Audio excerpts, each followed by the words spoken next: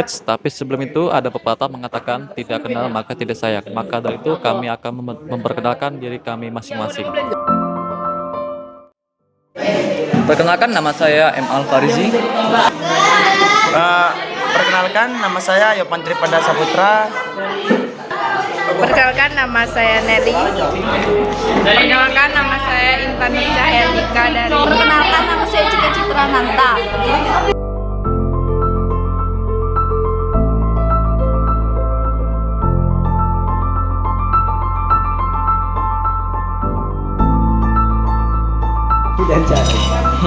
Pengertian tektonisme merupakan gejala alami yang berupa peristiwa pergerakan lapisan bumi, kerak bumi yang menyebabkan perubahan pada permukaan bumi.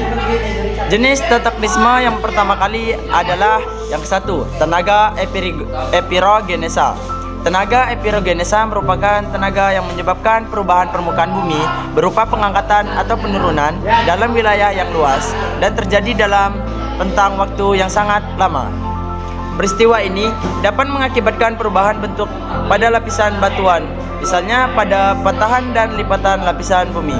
Tenaga epirogenesa sendiri terbagi menjadi dua, yaitu epirogenesa positif dan negatif. Epirogenesa positif adalah epirogenesa positif merupakan gerak penurunan suatu daratan akibat dari gerakan ini adalah naiknya air laut ke daratan.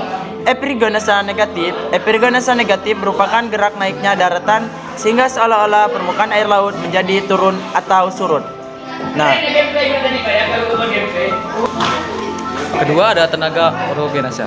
Jenis tektonisme selanjutnya adalah tenaga orogenesa. Tenaga orogenesa merupakan tenaga yang menyebabkan lempeng tektonik bergerak dalam rentang waktu yang relatif singkat dan mencakup wilayah yang lebih sempit.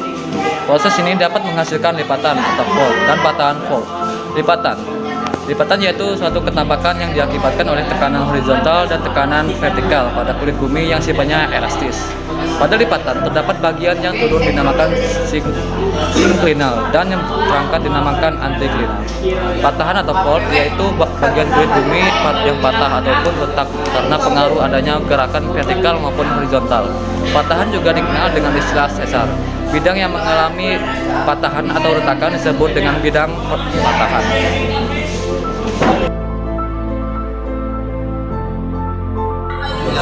Proses tektonisme adalah proses biologis yang menyebabkan pergerakan dan deformasi kerak bumi. Ini terjadi karena adanya tekanan dan gaya yang bekerja pada kerak bumi yang dapat disebabkan oleh aktivitas tektonik seperti pergeseran lempeng, pengangkatan pegunungan dan pembentukan retakan atau sasaran. Gaya-gaya ini dapat menyebabkan pergerakan vertikal, horizontal atau bahkan rotasional di dalam kerak bumi yang kemudian menghasilkan pembentukan gunung, lembah, kasar, dan struktur geologis.